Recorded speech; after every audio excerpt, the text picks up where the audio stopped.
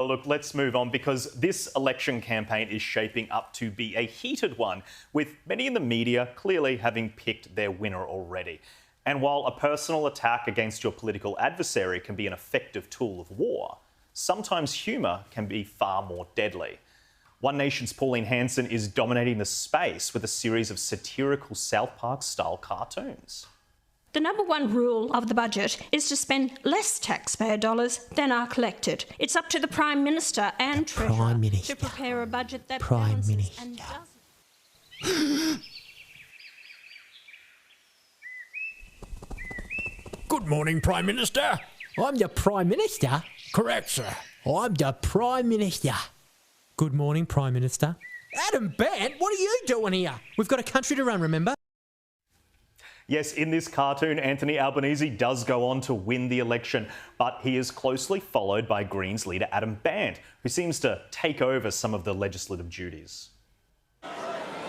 I'm sorry. Not good enough! This is my land! Give it back!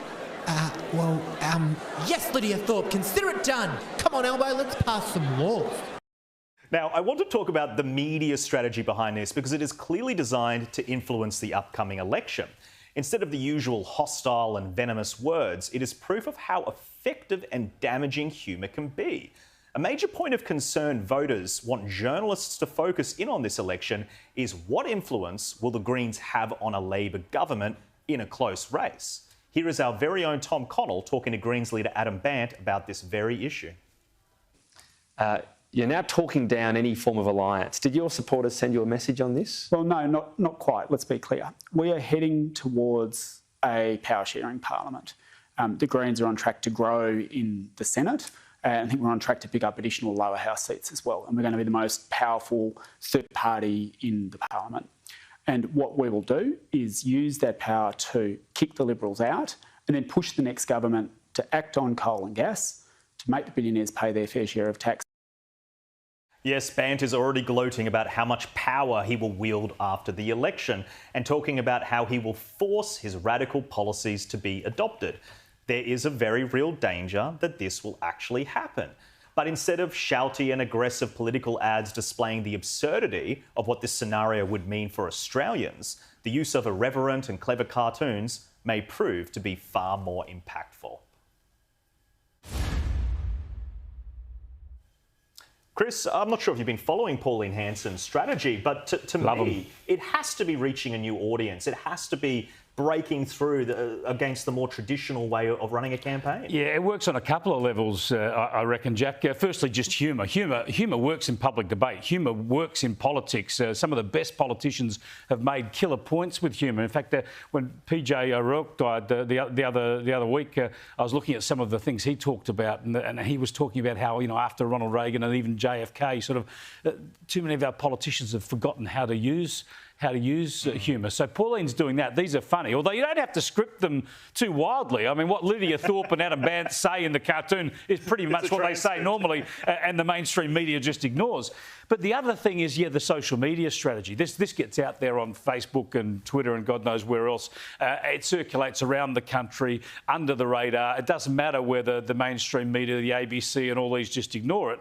Pauline Hanson and One Nation are reaching directly into people's lounge rooms or onto their devices. So it's clever politics. It's very fun. It's very much like South Park. So I'm wondering whether I'm going to get a run at some stage. But I fear you will now. Given that it's South Park, I fear she'd have to kill me every episode. Oh my God, they've killed Kenny. But so let's hope not, perhaps. Very good. And Lisa, as a communications specialist, as an expert in the area, what do you make of the strategy? Do you think it's going to be impactful?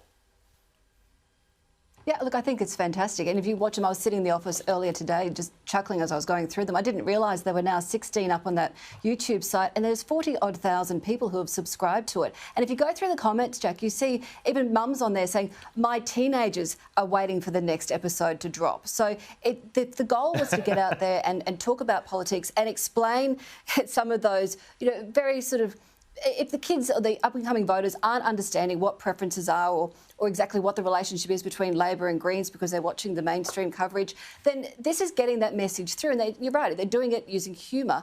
And look, it's setting Pauline Hanson up as, she's the teacher in this classroom situation, but she's almost the superhero who is helping to explain and bring everybody into line and knock their heads together and sort of put some home truths out there. And I think that's what's resonating with people. It's not the bold, in-your-face advertising that we're so used to seeing on our television screens. And you're absolutely right. It's being shared across the social platforms, which is exactly what Trump was doing. Trump was reaching out and speaking directly to his followers through his social media channels, and Pauline Hanson is being smart and doing the same. And if you look at the reshares, some of those videos are getting over 190,000 views. So it's out there, and I love that it's a group of people, a small business in Melbourne that got the phone call from Pauline Hanson's advisor to say, look, we're looking at doing, I think, 3 or 6 in the beginning.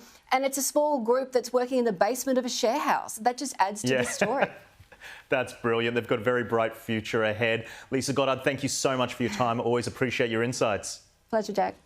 Chris Kenny, Pleasure, always Jack. a pleasure. Thanks for joining me. Thank you, Lisa. Jack.